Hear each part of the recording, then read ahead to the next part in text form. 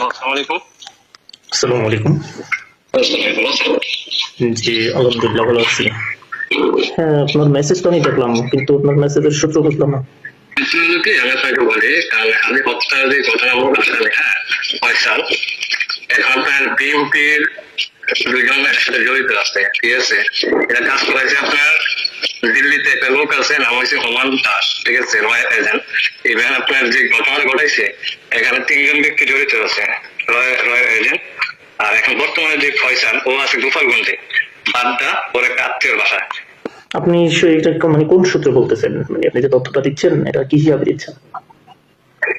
আমার কয়েকটা friend circle আছে, পুলিশ কমিশনার আমার কয়েকজন কলিগ আছে, ওদের থেকে ওদের মাধ্যমে আমি জানছি। আবার এই তথ্যটা আমি দিচ্ছি আপনার সিঙ্গল কিনা যায় না, এই যে আল জাজিরা সাংবাদিক সুলকান নাইম, ঠিক আছে, ওর কাছে আমি তথ্যটা দিচ্ছি। ইভেন ও মনে হয় আজকে রাতে পোস্ট করবে, হ্যাঁ, ওর ডিটেলস, ইভেন ওর কাছে কয়েকটা স্ক্রিনশট, ইভেন আরো অনেক কিছু তথ্য পাঠাইছে ওকে। হ্যাঁ, আমরা চাই সুস্থ তদন্ত হোক, দেন এর বিচার হোক, এটা সবাই চায় ভাই। এখন যদি আপনার তদন্ত করতে চান, ঠিক আছে, ও বর্তমানে আছে আপনার গোপালগঞ্জ বাড্ডা, হ্যাঁ, আপনার ওর এক ফ্রেন্ড মানে আত্মীয় বাসায় আছে বর্তমানে, ও ইন্ডিয়াও জানে, ঠিক আছে।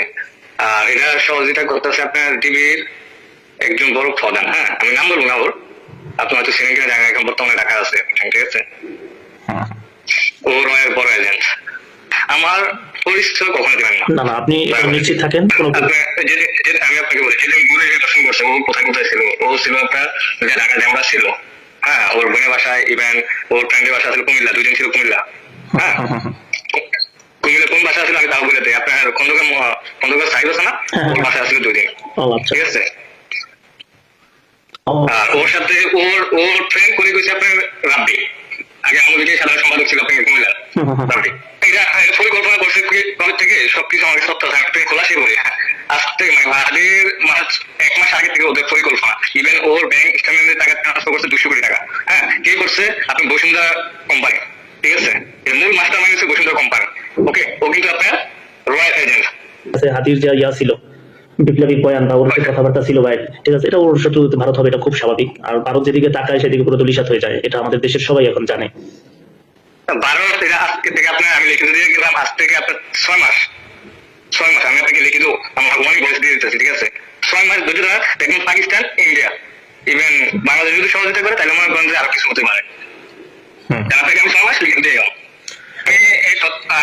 আমি তথ্যগুলো আবার আপনার ওই যে আল জাজিরা ওকে দিয়েছিলাম, ইভেন আপনার ইউএসএ থাকে, হ্যাঁ, ওই যে বাংলা ভীষণ, ঠিক আছে, ওর কাছে আমি পাঠাইছিলাম। ওর তো আপনার চ্যানেলগুলো বন্ধ করে দিয়েছে, বাংলাদেশে ব্যান করে দিয়েছে, হ্যাঁ, হয়তো আস্তে আস্তে বাংলাদেশের ভিতরে পাবলিশ হবে।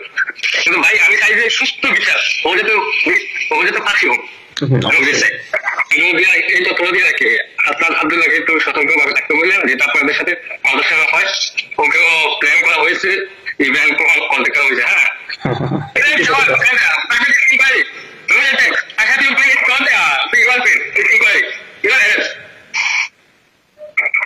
আমি আপনাকে একটু পরে আমি সবগুলো আমি একটা লোক ধরতে দেখতেছি। ওকে ভাই, ওকে ওকে ওকে ওকে, থ্যাংক ইউ সো মাচ।